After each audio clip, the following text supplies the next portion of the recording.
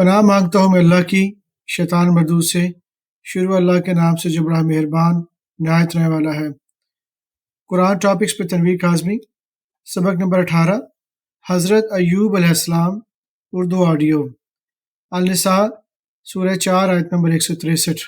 ए मोहम्मद, हमने तुम्हारी तरफ इसी तरह वही भेजी है जिस तरह नूह और इनके बाद आने वाले पैगंबरों की तरफ भेजी थी, और इब्राहीम और इस्माइल और इसहाक और यकूब और औलाद यकूब और ईसा और अय्यूब और यूनुस और हारून और सुलेमान की तरफ भी हमने वही भेजी थी, और दाऊद को तो हमने ज़बूर भी इनायत की थी। नाम सूरह 6 आयत नंबर 84। और हमने इनको इसहाक और यकूब बख्शे और सबको हदायत दी, और पहले नूह को भी हदायत दी थी, और इनकी औलाद में से दाऊद और सुलेमान और अय्यूब और यूसुफ और मूसा और हारून को भी, और हम नेक लोगों को ऐसा ही बदला दिया करते हैं। अंबिया सूरह 21 आयत नंबर 83 से 84।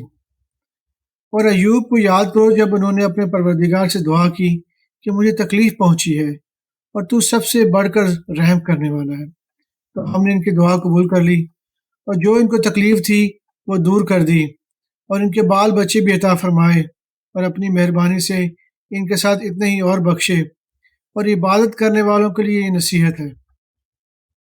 साद सूरह 38 आयत नंबर 41 से 44।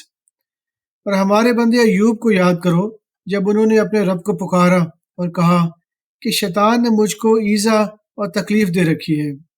हमने कहा ज़मीन पर लात मारो, देखो ये चश्मा निकल आया, नहाने को, ठंडा पानी और पीने को भी। हमने इनको अहलो अयाल और इनके साथ इतने ही और बख्शे। ये हमारी तरफ से रहमत और अक्ल वालों के लिए नसीहत थी।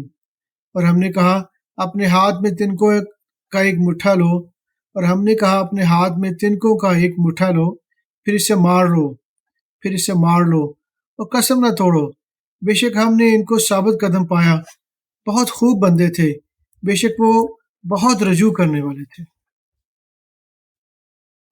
सदक़ल्लाहुल अज़ीम।